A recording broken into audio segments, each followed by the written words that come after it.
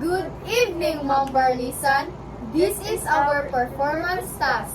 And we will be interviewing Liana Gulyeban's grandmother, and we will be talking about the 10 Filipino cultures. Now let's start. What are the cultures and beliefs of Filipino people that you know? Filipinos love to sing, Filipinos are very respectful, Filipinos love to eat. Do you follow these cultures and beliefs? Yes. What are the cultures and beliefs of Filipino people that you like and you don't like? And why? I like the culture of Filipino love to eat because kung ayaw mong kumain, dili ka mabuhi.